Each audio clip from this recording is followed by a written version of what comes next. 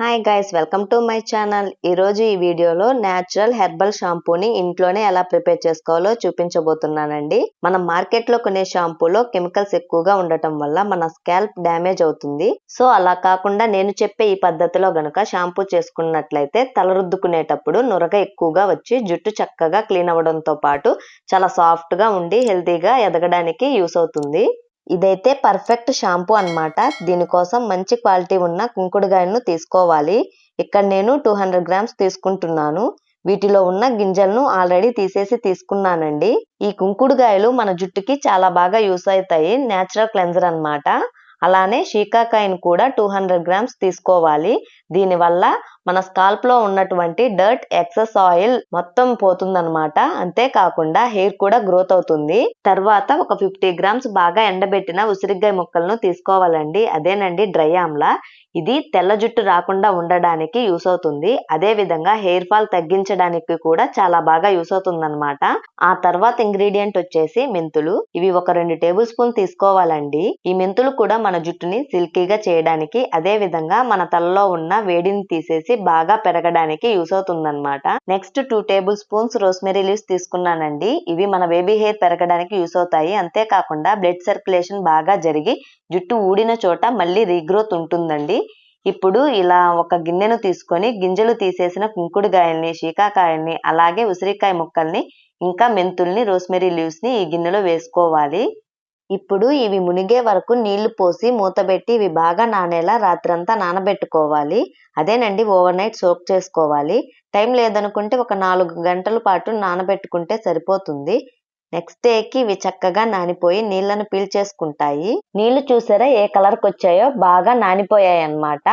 ఈ కుంకుడుగాయ, శీకాకాయ వల్ల జుట్టు కొంచెం డ్రై అవుతుంది అనుకుంటే ఇందులోనే ఒక 3 మందార పూలు, అలానే ఒక 4-5 మందార ఆకులను వేసుకోవాలి.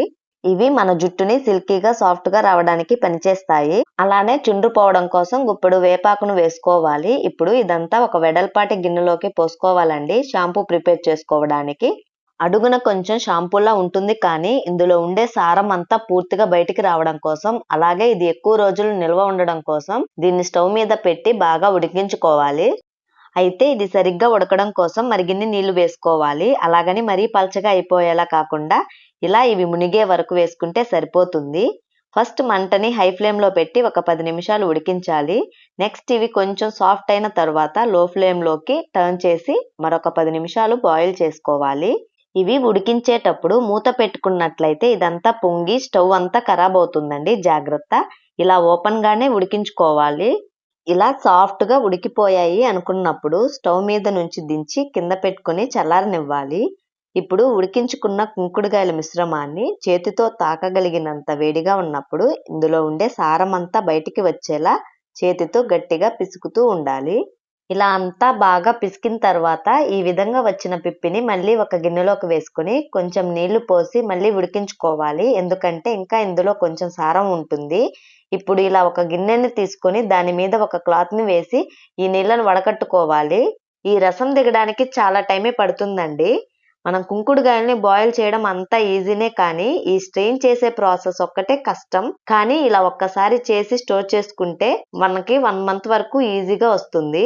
ఇక్కడ నేను వాడిన ఇంగ్రీడియంట్స్ అన్నిటికీ దాదాపు 1 లీటర్ వరకు షాంపూ వచ్చింది. ఈ షాంపూ పైన ఇలా నురగలాగా ఫామ్ అయింది కదా, దీన్ని మనం ఎంత మిక్స్ చేసినా కానీ మిక్స్ కాకుండా ఇంకా ఎక్కువ నురగ ఫామ్ అవుతుంది. కాబట్టి దీన్ని ఇలాగే కొద్దిసేపు వదిలేసామంటే ఈ నురగంతా ఈ షాంపూలో కరిగిపోతుంది. ఇప్పుడు దీన్ని ఏదైనా గ్లాస్ జార్ లో గానీ, ఎయిర్ టైట్ కంటైనర్ లో గానీ వేసి ఫ్రిడ్జ్ లో స్టోర్ చేసుకోవాలి. అయితే ఇందులో మనం ప్రిజర్వేటివ్స్ ఏమీ వేయలేదు కాబట్టి పాడవకుండా, బూజు రాకుండా ఉండడం కోసం ఫ్రిడ్జ్ లో స్టోర్ చేసుకుంటే మంచిది. అయితే తల స్నానం చేయాలనుకున్నప్పుడు ఫ్రిడ్జ్ లో నుంచి తీసిన వెంటనే ఆ చల్లటి షాంపూతో తల రుద్దుకోకుండా కొంచెం నార్మల్ టెంపరేచర్ లోకి వచ్చిన తర్వాత తల రుద్దుకుంటే జలుబు వంటివి రాకుండా ఉంటాయి. ఇక్కడ అందరూ తెలుసుకోవాల్సిన విషయం ఏంటంటే, మనం రెగ్యులర్ గా వాడే షాంపూస్ లాగా తల మీద పోసి రుద్దేయగానే నురగైతే రాదు. ఒకసారి బాగా రుద్ది కడిగి రెండోసారి షాంపూ పెట్టినప్పుడు అప్పుడు బాగా నురగ వచ్చి చక్కగా క్లీన్ అయిపోతుంది. ఇక్కడ అందరికీ అందుబాటులో ఉన్న ఇంగ్రీడియంట్స్ తో అయితే చూపించాను, గానీ కావాలంటే వట్టివేరు లాంటివి కూడా వేసుకున్నట్లయితే షాంపూకి మంచి వాసన కూడా వస్తుంది. నేను చెప్పినట్టు షాంపూ చేస్తే గనుక తప్పకుండా మీకు నచ్చి తీరుతుంది. ఎవరైనా ట్రై చేసి యూజ్ చేసినట్లయితే తప్పకుండా కామెంట్ చేయండి. ఎలాంటి కెమికల్స్ కానీ ప్రిజర్వేటివ్స్ కానీ లేకుండా న్యాచురల్ గా చేసుకోగలిగే ఈ షాంపూ మీకు నచ్చినట్లయితే లైక్ చేయడం మాత్రం మర్చిపోకండి. Thank you.